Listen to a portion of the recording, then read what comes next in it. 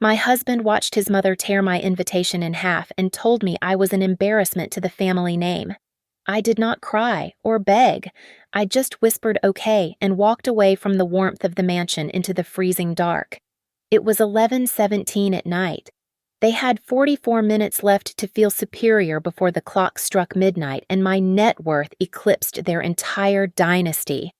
My name is Harper Lane, and I was standing on the wrong side of the wrought iron gates of the Carlisle estate in Harborcrest, Rhode Island.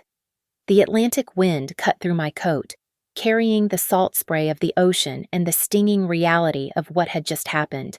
In my hand, the thick cream cardstock of the invitation felt sharp against my palm where Vivian had ripped it in two. The jagged edge had sliced right through my name, leaving only Harper on one side and Lane fluttering toward the pavement like a piece of discarded trash. "You don't belong here tonight," Vivian Carlisle said. She did not shout.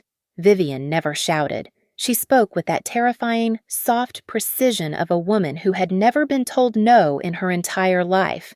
She stood just inside the gate, wrapped in a white fur stole that likely cost more than my father made in a year, her eyes devoid of any warmth. She flicked her manicured wrist at the security guard, a man I had personally tipped $200 last Christmas, signaling him to block my path as if I were a fanatical stalker trying to crash a private event. I looked at Grant, my husband, the man who had stood at an altar 3 years ago and vowed to protect me. He stood next to his mother in his tuxedo, the one I had picked up from the dry cleaners yesterday because he was too busy with golf, and he couldn't even look me in the eye. He adjusted his cufflinks, shifting his weight from one foot to the other, desperate to avoid a scene. "Grant," I asked, my voice steady despite the tremor in my chest. He finally looked up, but there was no love in his gaze, only annoyance. He leaned in, his voice a hiss of irritated steam. "You're making a scene. Harper, you are embarrassing the family name. Just go back to the apartment. Please." It wasn't a request. It was a dismissal. He was choosing the optics of the evening over his wife.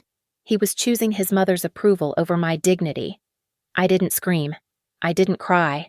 I didn't beg for entry into a party I had spent 3 months organizing. I just looked at him, really looked at him, and realized the man I loved was just a suit filled with fear. "Okay," I said. It was barely a whisper, swallowed by the wind. I turned my back on the warmth, the laughter, and the live orchestra swelling from the ballroom. The heavy gates clicked shut behind me with a metallic finality that echoed in my bones. The walk to the guest parking lot was a quarter of a mile of freezing darkness. By the time I reached my sensible sedan, my fingers were numb, but my mind was crystal clear. I pulled out my phone. The screen was the only light in the world. It was 11:17 at night. A calendar notification flashed at the top of the screen. Closing call, 12:01 am. 44 minutes. That was all they had left. My phone buzzed, vibrating violently in my frozen hand. It was the Carlisle family group chat. "Aunt Lorraine, where is the vintage Pinot? The waiters say we are out. Grant, fix the fireworks permit. Harper, Mom says the fire marshal is asking questions. Vivian, table 4 needs more chairs. Handle it before you leave." I stared at the screen, the blue bubbles piling up like evidence. They had just thrown me out like a stray dog, yet they still expected me to serve dinner. They assumed I was still their fix-it girl, their operational tool, their obedient little administrative assistant. I could still hear Vivian's voice from 5 minutes ago, her breath smelling of expensive champagne as she had leaned close to my ear before tearing the invite. A little office wife should never dream of sitting at the same table as high society. I climbed into the driver's seat and started the engine. The heater blasted stale, cold air before slowly turning warm. Through the windshield, the Carlisle mansion glowed like a golden beacon on the hill. It looked invincible. It looked like a fortress that money and lineage had built to keep people like me out. "Do not cry," I told myself, gripping the steering wheel until my knuckles turned white. Do not give them a single tear. If they wanted to play games with status, I would change the rules of the game. They thought money was a shield, but they didn't know that the shield was about to be repossessed. Okay, I whispered to the empty car, watching the silhouette of my husband mingling on the terrace. If you want to be high society, you can pay the price for admission. I opened my messages and found the thread with Tessa Reed. I typed 2 words, my thumb hovering over the send button for a fraction of a second as I watched a test firework flare harmlessly over the estate. Let's start. I sat in the idling car, the heater humming against the silence, and let my mind drift back to the beginning. The trap had not been set tonight. It had been set 3 years ago at Redwood Meridian Consulting, where I was an operations analyst and Grant was just the son of a board member who liked to hear himself talk.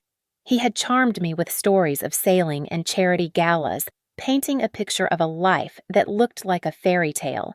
I did not know then that he was looking for a manager, not a partner. The warning signs were there from the first dinner with his mother. Vivian Carlyle never called me by my name, not once. To her, I was simply an object occupying space at her table. She would look past my shoulder at the waiter and say things like, "Could you ensure that girl has the correct fork?" As if I were a stray cat that had wandered in from the alley. After the wedding, the dynamic shifted from passive-aggressive to actively exploitative. I became the unseen engine of the Carlyle social machine. I wrote the handwritten thank you notes for gifts I never saw. I secured reservations at restaurants that were fully booked 6 months in advance. I organized the floral arrangements for her charity auctions. Yet, every single card, every single bouquet, went out signed simply the Carlyle family. When I tried to talk to Grant about it, when I told him that I felt less like a wife and more like an unpaid secretary, he would just sigh and roll his eyes. "You are being so dramatic, Harper," he would say, checking his watch. "Mom is just particular. She wants things done a certain way. I promised I would stand by you, but you need to stop being so sensitive." It is just a few letters. He did not know that I had a secret of my own. Long before I met Grant, before I became the invisible woman in the Carlyle mansion, I had co-founded a project with Tessa. We called it Lumenlock.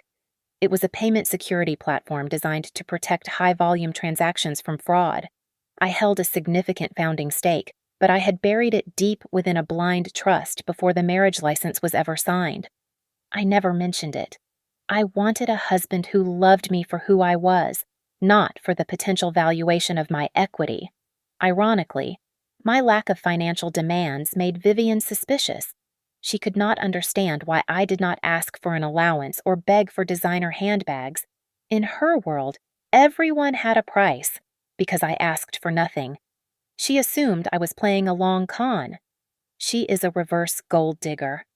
I once heard her whisper to a friend over martinis, "She acts humble to get into the will. Watch her." Tonight was supposed to be the pinnacle of her social calendar. The luxury family New Year's Eve was where Vivian cemented her status, raised funds for her vanity projects, and publicly evaluated whether I was worthy of remaining in her orbit. But the preparation for tonight had revealed the final, ugly truth. 2 weeks ago, Grant had come to me with a stack of vendor contracts for the party. "Babe, handle these," he had said, dropping the pile on my desk. "Use your email. You know I am terrible with the administrative stuff, and since you work in an office, you are just better at the paperwork." I had agreed. I had signed off on the catering, the security detail, the imported wines, and the pyrotechnics display using my personal email address. I thought I was helping my husband. I thought I was being a good partner. Now, sitting in the cold parking lot, the realization hit me with the force of a physical blow. Grant had not asked me to sign those contracts because he was bad at paperwork. He had asked me to sign them so that if anything went wrong, or if the bills came due at a bad time, my name would be on the line, not his. They did not see me as family. They saw me as a liability shield. I was not a wife to be cherished. I was an operational tool to be used until I was blunt. and then discarded. "Okay," I said to the dashboard, my voice hard. "You want me to be the administrator, I will administrate." I looked at the mansion one last time. They wanted an operational expert. They were about to find out exactly how efficient I could be. The summons came at 2 o'clock in the afternoon on December 31st. Vivian did not ask me to join her in the living room. She sent a member of the catering staff to fetch me, as if I were a wayward employee who had missed a shift. When I walked into the room, the air was thick with the scent of lilies and judgment. Vivian sat on her high-backed velvet armchair, a queen holding court, while Grant stood by the fireplace, studying the tips of his Italian leather shoes. Vivian did not gesture for me to sit. She simply extended a single sheet of heavy bond paper toward me. "Review this," she said. "These are the protocols for tonight." I took the paper. It was a list of instructions typed in a severe serif font. Do not initiate conversation with donors.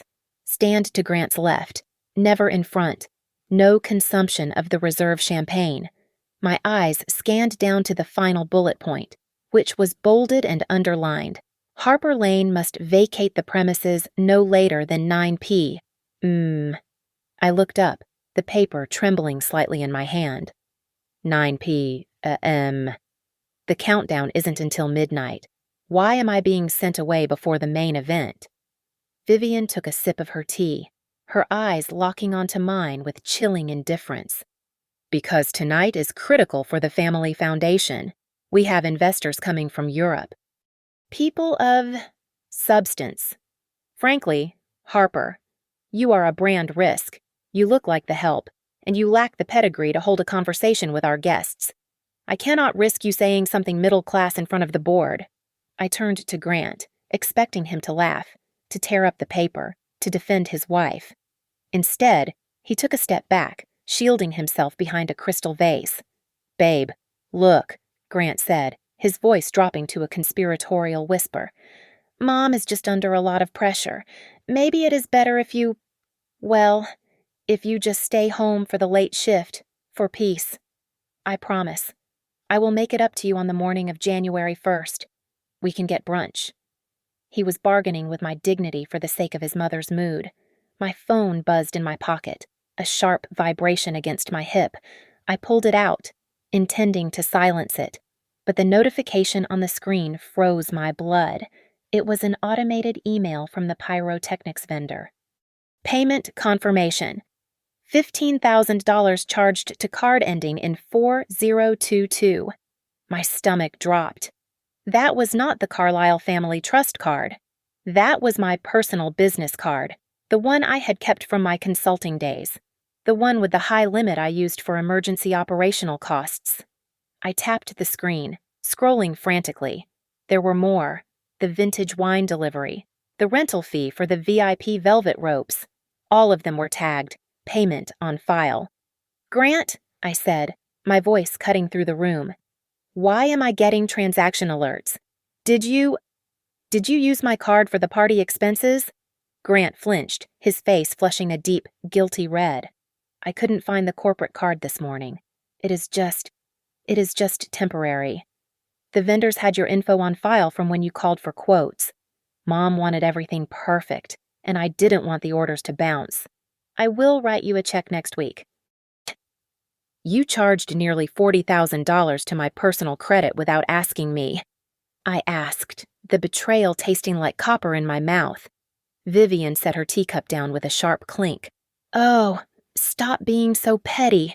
A large family requires everyone to take responsibility. Consider it your contribution to the evening, since you bring nothing else to the table." Her gaze dropped to my handbag, evaluating my worth and finding it wanting, even as she spent my money.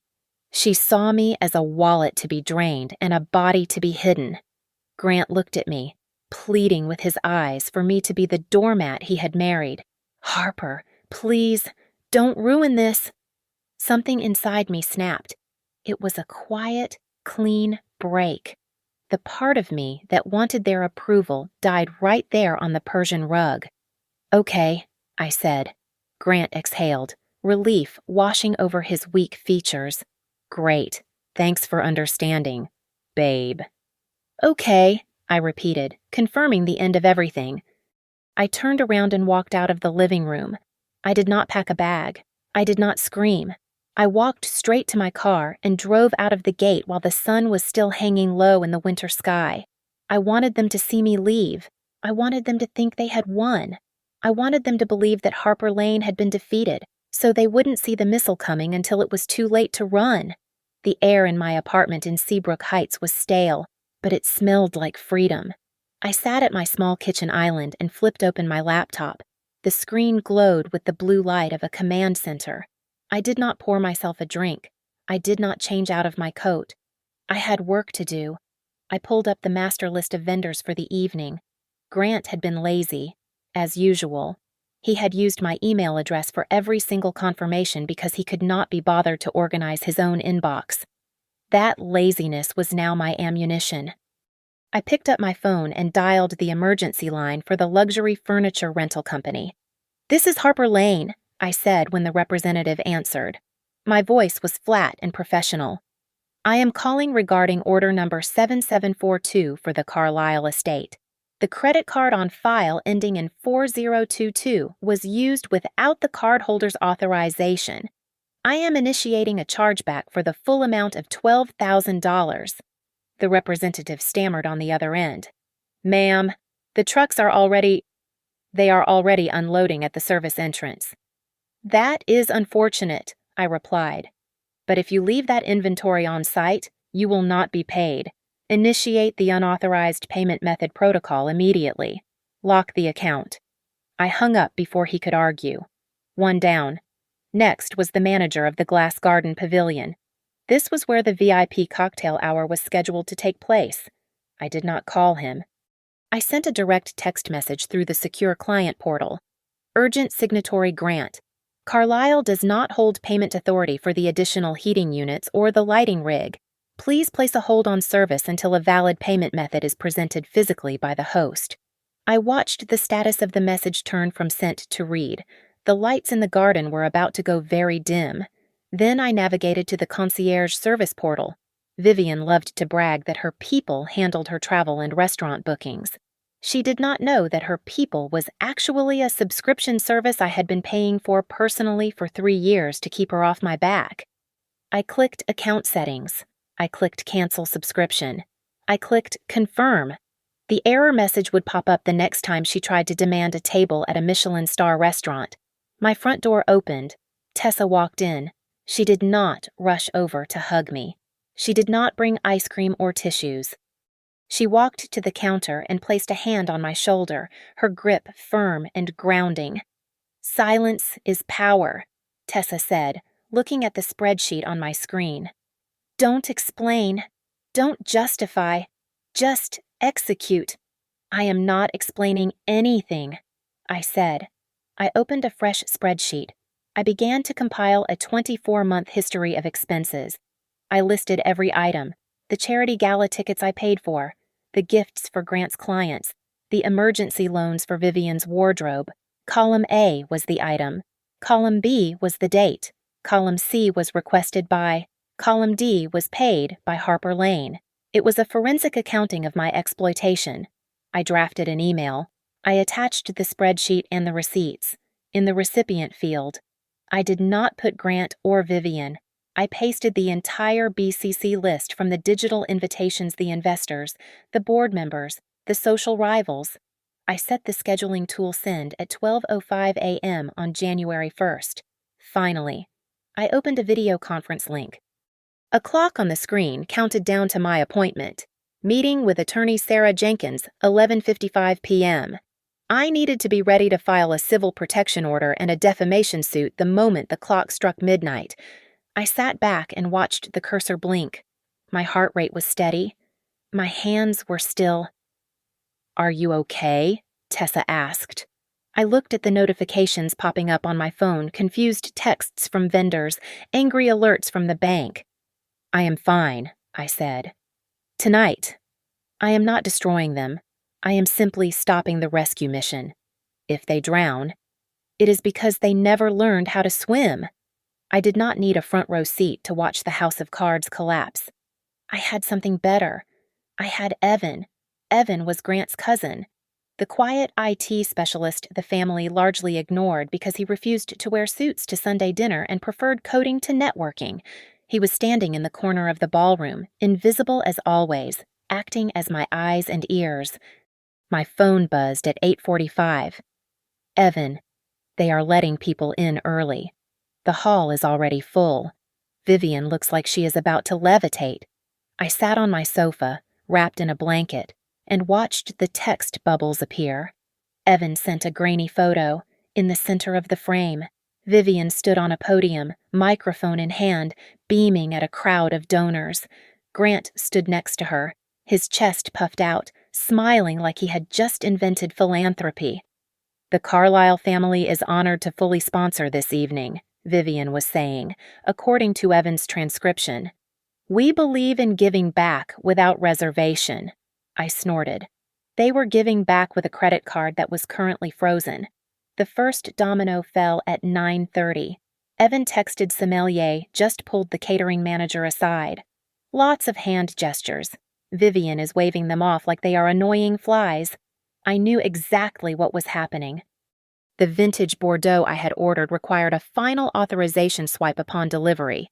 Without it, the cases stayed on the truck. Vivian likely thought it was a simple misunderstanding, a glitch she could smile away.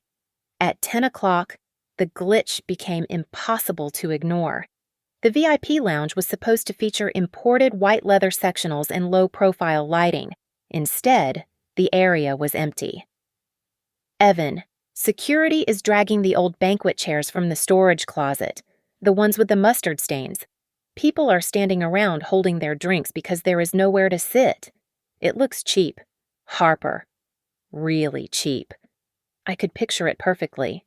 The elite of Harborcrest, balancing $500 shoes on a sticky floor, wondering why the fully sponsored evening involved folding chairs. At 10:15, Evan sent a video file. I clicked play. The camera shook slightly as Evan zoomed in on the hallway just off the main ballroom.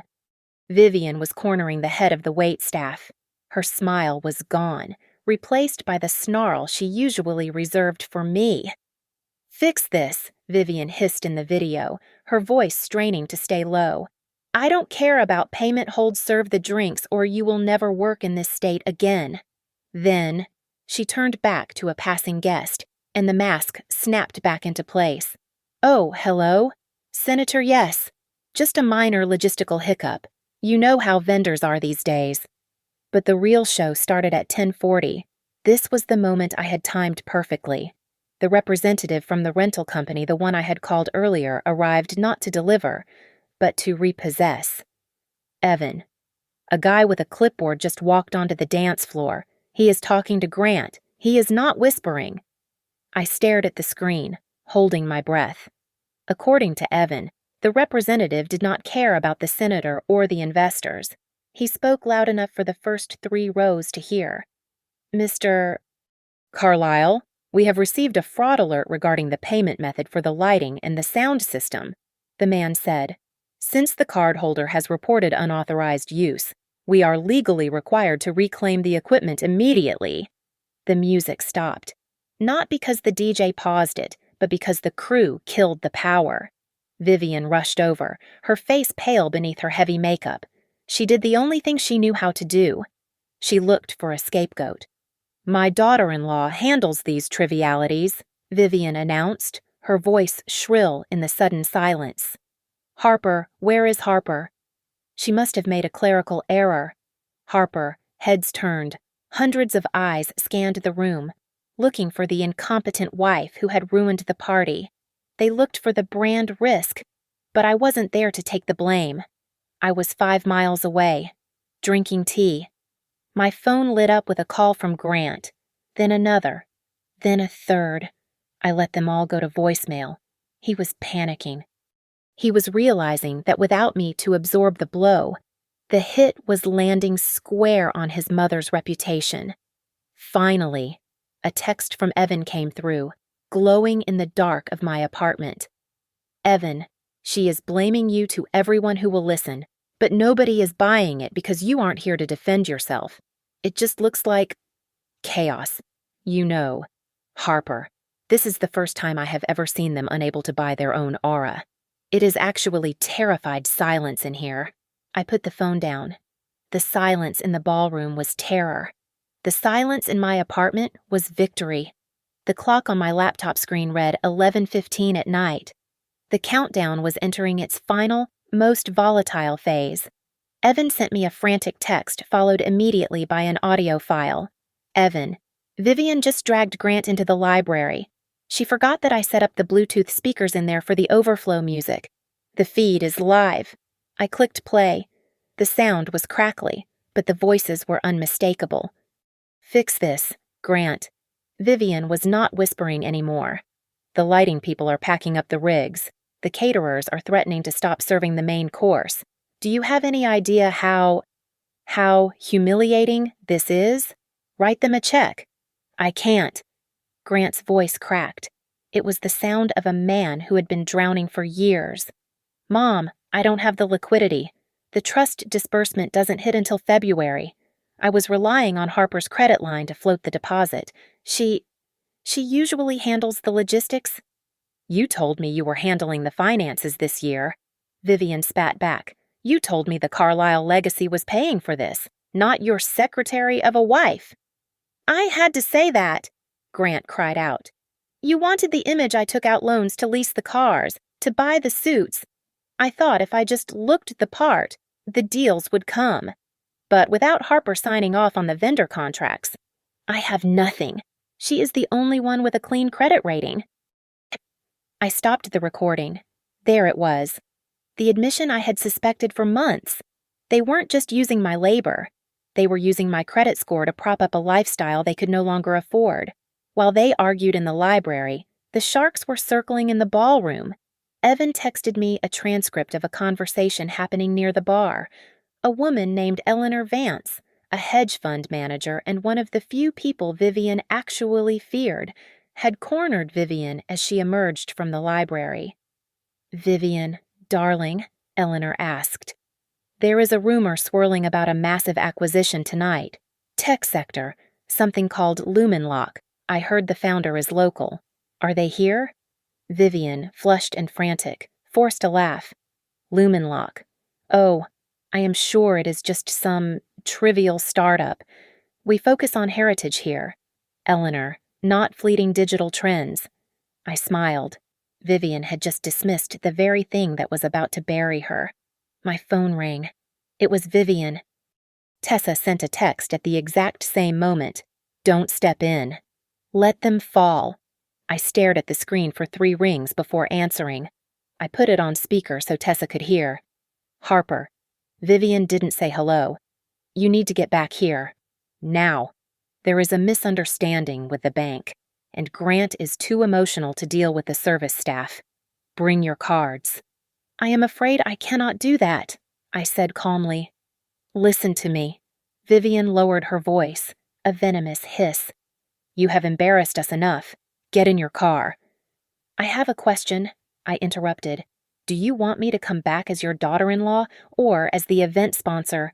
There was a pause on the line, a heavy, suffocating silence. Excuse me, Vivian asked. If I come back as a daughter-in-law, I have no money. I am just the office girl you threw out at the gate. If I come back as a sponsor, I expect equity in the decision-making. Which one is it? Vivian let out a sharp breath. Come as someone who knows how to be obedient. Come as the girl who knows her place. Okay, I said.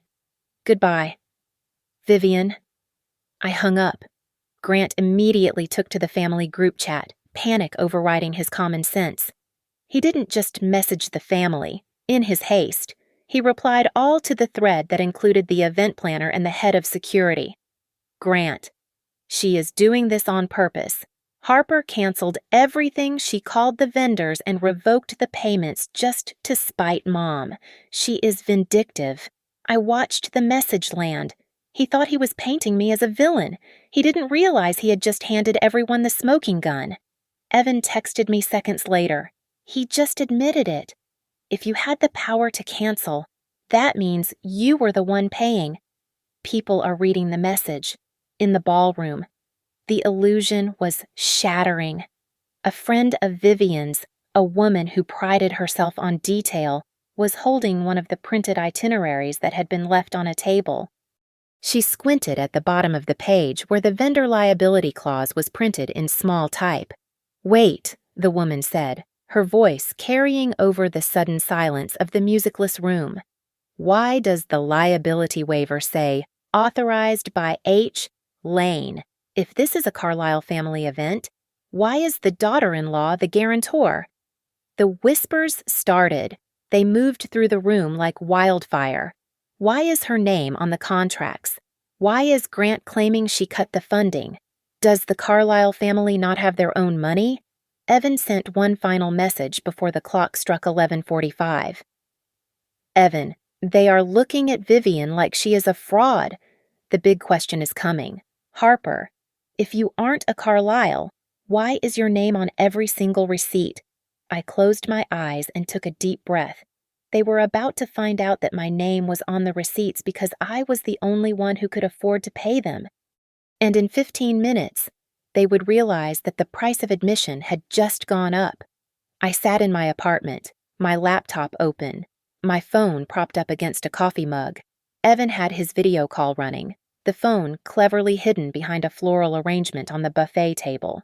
It was 11:58 at night. Through the screen, I saw Grant standing by the champagne pyramid. His hand was trembling so badly that the crystal flute he held was vibrating against his wedding ring. He was smiling, but it was a rictus of terror. He kept checking his watch, praying for the fireworks to start so the noise would drown out the murmurs of the unpaid vendors standing in the shadows. "Toast," Vivian commanded, her voice too loud, too desperate. Everyone, eyes on the screen. "We shall ring in the new year with the London market opening. Sophistication, everyone." It was 11:59. The massive projection screen above the stage, which usually showed family photos, switched to a live feed of a global financial news network.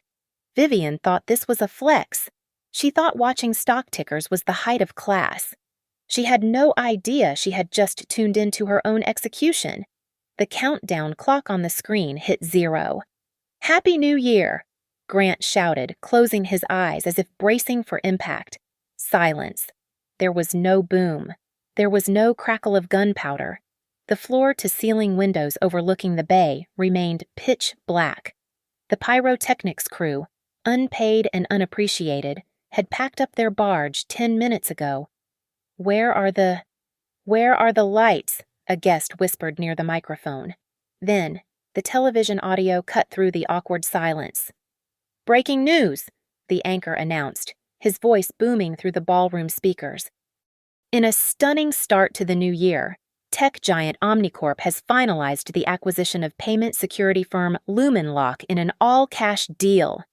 It was 12:01 in the morning. I took a sip of my tea. "Here it comes." On the screen in the ballroom, the Lumenlock logo appeared. The anchor continued. "The deal, signed moments ago, is valued at $1.2 billion. But the real story is the silent majority shareholder. It was 12:02. A graphic slid onto the screen. It was a breakdown of the cap table. At the top, in bold white letters against a blue background, was a name that made every person in that room freeze. Founding partner, Harper Lane. Stake value, $600 million. The air left the room. It did not just get quiet, it became a vacuum. Grant pulled his phone from his pocket. It lit up with a news alert that I could practically see reflecting in his widened eyes. The headline was inescapable. "Harper Lane, the new billionaire next door." "No," Grant whispered, staring at the phone, his lips moving clearly on the high-definition feed. That is not possible. She is an analyst. She makes $60,000 a year." He looked up at the screen, then at his mother. Vivian was a statue. She was staring at my name on the giant screen, the name she had refused to speak for 3 years, the name she had torn in half on an invitation card less than an hour ago. She had just banned a woman worth $500 million from her party for being low class. It was 12:05. My laptop pinged. Email sent. Simultaneously, a chorus of chirps and vibrations rippled through the ballroom. Pockets buzzed, purses lit up. Every single guest on the blind carbon copy list received the notification. Subject expense report and sponsorship withdrawal. From Harper Lane. I watched as Eleanor Vance opened her phone. I watched her scroll. She saw the spreadsheet. She saw the 24 months of my personal credit card statements paying for Vivian's charity galas, Grant's suits, and the very champagne they were holding. She saw the email chain where Vivian demanded I use my private funds to cover the deposit for tonight because the Carlyle accounts were overdrawn. "My God," Eleanor said, and in the silence, her voice was a gavel strike. They didn't pay for any of this. The girl paid for everything. It was 12:06. The party was over. The courtroom had begun. Guests began to step away from Vivian and Grant as if failure were contagious.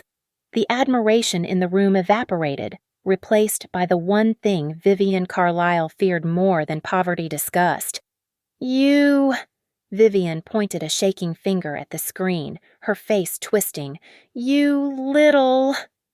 But nobody was listening to her anymore. They were all looking at the door, wondering if the billionaire was going to walk back in, or if they had all just witnessed the most expensive mistake in Harbor Crest history. My phone rang again. It was Grant. This time, I didn't ignore it. I accepted the call, but I did not put the phone to my ear. I patched him through to the video conference room where my attorney, Sarah, was already recording. "Harper." Grant's voice was breathless, the wind from the harbor distorting the audio. "Harper, please. I am outside. It is freezing. Just come back. We can fix this. I am so sorry." "Baby, I didn't know." I watched his face appear on my laptop screen.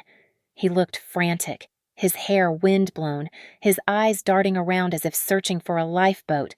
"Grant," I said, my voice steady and amplified by the speakers in my apartment. "Are you sorry because I was humiliated at the gate? Or are you sorry because you just realized you lost your biggest financial asset?" "How can you say that?" he stammered. "I love you. You are my wife." "Give me the phone," Vivian's voice cut in. She wrested the device from his hands. Her face filled the frame, illuminated by the harsh blue light of the driveway floodlamps. Her makeup was smeared, and the composed mask was gone. "Harper, daughter," she said. The words sounded foreign in her mouth, like she was choking on a bone. "Listen to me. We are a family. Families fight, but they do not destroy each other in public. Come back inside. We will announce that this was all a clever marketing stunt for your new company. We can spin this. We can win together." I leaned forward, looking directly into the camera lens. "I am not coming back, Vivian, and I am not alone. You are currently on a recorded line with my legal counsel, Sarah Jenkins." Vivian flinched, pulling the phone away as if it had burned her. "Lawyer." "Why do you need a lawyer?" "Because," I said, "Sarah is currently drafting a motion for discovery. We are going to review every single contract, invoice, and credit application signed with the name Harper Lane in the last 3 years. If I find a single instance where my signature was forged or my identity was used without my express written consent, I will not just sue you. I will file criminal charges for identity theft and fraud." You ungrateful girl!" Vivian shrieked, the facade of the loving mother-in-law crumbling instantly. "You have humiliated this family. You took our hospitality and you twisted it to make us look like beggars." "I did not humiliate you," I replied calmly. "I simply told the truth. Your entire lifestyle is built on a business model of passing the bill to someone else. I just stopped paying it." My computer pinged. It was a new file from Evan. I opened it while they were still breathing heavy on the other end of the line. It was a ledger from the Carlisle Family Foundation, the charity Vivian claimed to manage. "Actually," I said, scanning the document, "it looks like you haven't just been using my money. Evan just sent me the transaction history for the foundation's account. Vivian, why are there monthly transfers of $12,000 to a personal account under your maiden name? Is that why you needed my credit card for the party? Because you had already drained the donor fund to pay for your gambling debts?" Grant's face appeared over Vivian's shoulder. He went pale. "Harper, you can't show that to anyone. That is private. You knew," I said. It wasn't a question.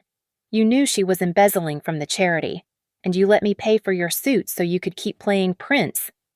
I had to," Grant whispered, his voice cracking. "We have a standard to maintain, but now you have money. Harper, we can pay it back. We can fix the ledger before the audit. Just, please, don't leave me with this mess." He wasn't asking for forgiveness. He was asking for a bailout. He didn't want a wife.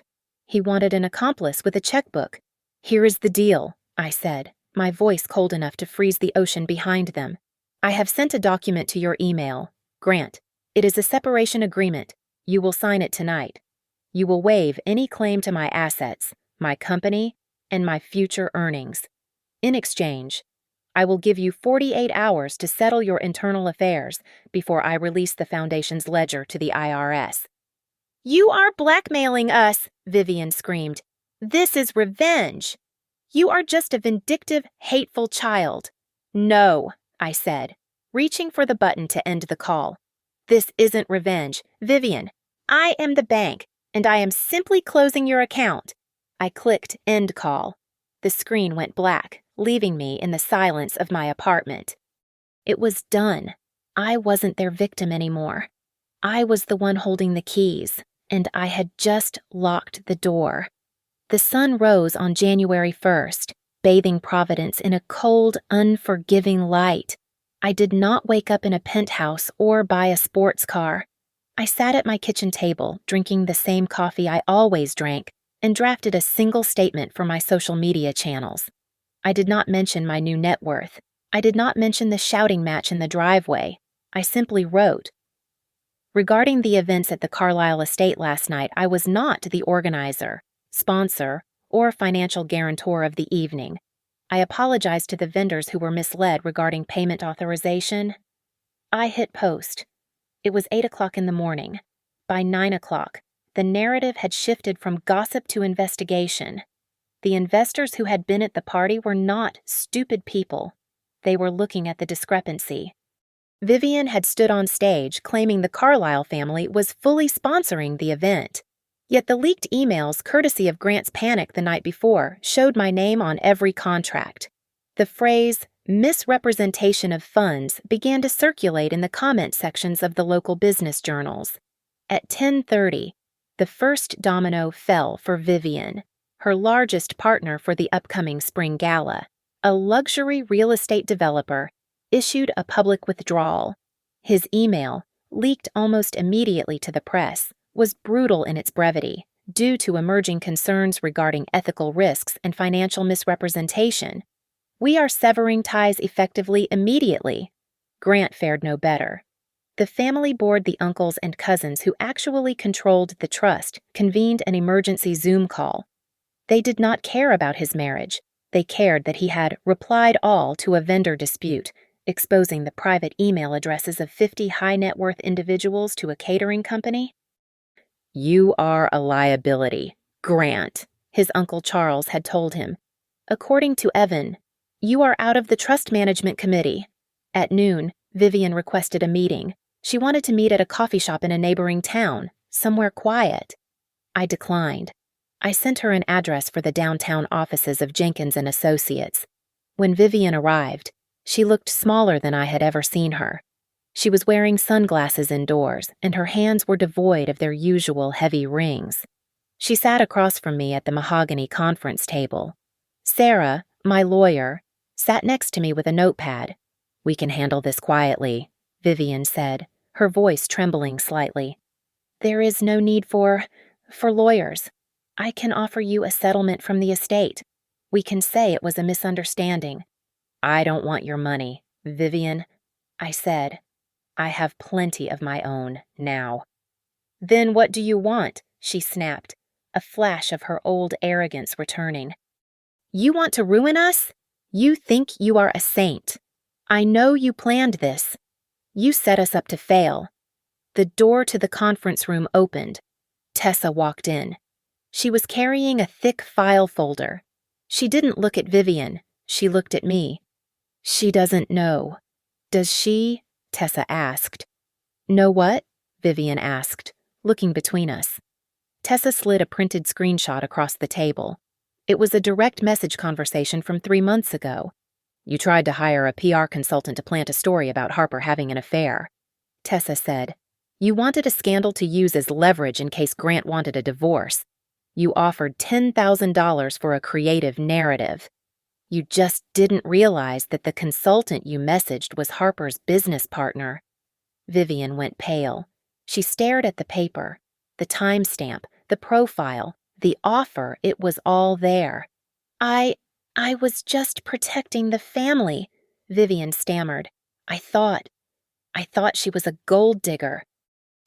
That is conspiracy to commit defamation, Sarah said, tapping her pen on the table. And since you offered money, it is also solicited fraud. We have enough here to tie you up in court for 5 years. The legal fees alone will bankrupt what is left of the foundation. Vivian slumped in her chair. The fight went out of her. She looked like a building that had been imploded, collapsing into her own footprint. What do you want? She whispered. First, I said, sliding a document toward her. You will sign this non-disparagement agreement. If you ever mention my name to the press, to a friend, or even to a dog on the street, you owe me $5 million per infraction. Vivian picked up the pen. Her hand shook, but she signed. Second, I continued, we are auditing the foundation. Every cent you transferred to your personal accounts to pay for your lifestyle will be repaid. If you have to sell the jewelry, sell it. If you have to sell the house, sell it. And Grant? She asked. Grant is already gone, I said. I froze the authorized user cards this morning. The bank is currently declining his attempts to buy a plane ticket to escaping to the Hamptons. Vivian looked at me with tears in her eyes. You have taken everything. I took nothing, I corrected her. I just stopped letting you steal. I stood up. I looked at the woman who had banned me from her party, the woman who had called me that girl for 3 years. I realized I didn't hate her. I just pitied her. There is one last thing, I said. You love an audience. Vivian, you love a stage, so I am going to give you one. We are going to finish this story exactly where it started. What do you mean? She asked, fear creeping back into her voice. I am hosting a press conference tonight, I said. And you are going to be there, not to apologize, but to say goodbye. I did not buy a castle to celebrate my freedom. Instead, I rented the rooftop lounge of a boutique hotel in downtown Providence. It was small, intimate, and warm. There were no unpaid invoices hidden in a drawer. Every bottle of wine, every tray of appetizers, and every hour of the staff's time had been paid for in advance, with receipts emailed to all parties involved. Transparency was my new luxury. The guest list was short. I invited Evan, the vendors I had saved from financial ruin the night before, and the few investors who had looked at me with respect rather than pity when the truth came out. This was not a victory lap. It was a closing statement. I stood by the railing, the wind whipping my hair, and raised a glass. To the future, I said. I am announcing the immediate formation of the Lane Initiative. It is a scholarship and legal defense fund specifically for women trapped in financially abusive marriages. We will provide the resources to ensure that no woman ever has to stay because she cannot afford to leave. A quiet applause rippled through the group.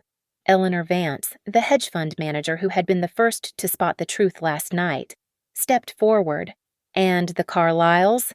she asked. "What is your wish for them in this new year?" I smiled, and for the first time in 3 years, the smile reached my eyes. I wish them the one thing they have avoided their entire lives. I wish them responsibility. As if summoned by the mention of his name, a commotion broke out near the elevator doors. I turned to see Grant. He was wearing the same tuxedo from the night before, but it was rumpled, his tie missing, his eyes wild with a mixture of exhaustion and desperation. He tried to push past the private security guard I had hired. "Let me through!" Grant shouted, his voice cracking. "That is my wife. I just need to talk to her." The guard, a burly man who had been briefed on the situation, did not budge. He simply held up a hand, blocking Grant's path exactly the way the guard at the Carlyle estate had blocked mine 24 hours earlier. The symmetry was perfect. I walked over to the entrance, stopping just out of his reach. "Harper," Grant breathed, slumping against the doorframe. "Baby, please." I stood up to her. "I told Mom she was wrong. I am ready to be the husband you need. Don't throw away 3 years over money." I reached into my bag and pulled out a manila envelope. I did not throw it at him. I handed it to the guard, who passed it to Grant. "Those are the signed divorce papers."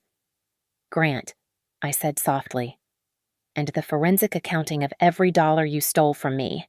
"We can fix this," Grant pleaded, tears streaming down his face. I was scared. I thought we would lose everything if I didn't listen to her.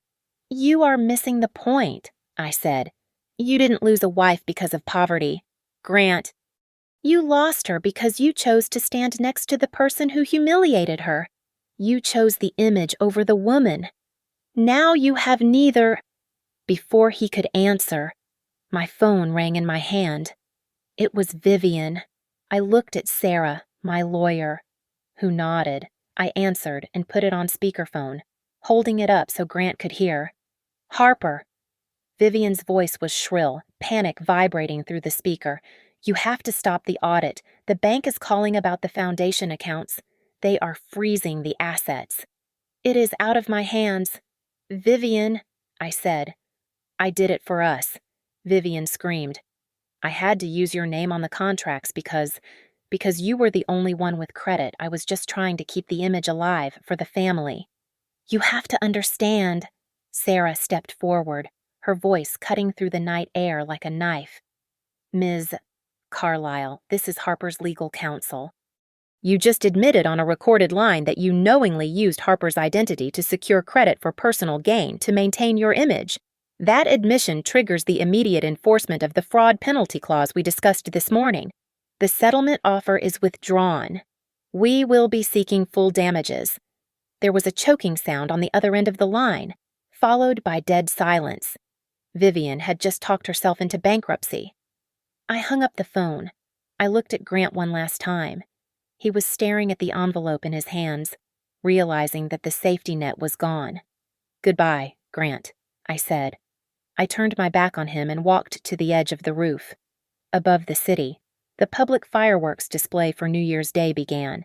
Great bursts of red and gold exploded over the river, painting the sky in light. I didn't pay a dime for them. I didn't organize them. I just watched them, feeling the cold air in my lungs and the immense, terrifying, beautiful weight of freedom in my chest. I pulled out my phone and sent one final text to Tessa. I did not become a billionaire because of tonight. I became free, and that is the only overnight miracle that matters. Thank you so much for listening to my story. I would love to know where you are tuning in from, so please comment down below with your location so we can connect and share our thoughts together. Don't forget to subscribe to the Lily Revenge Stories channel, like this video, and smash that hype button to help this story reach even more people.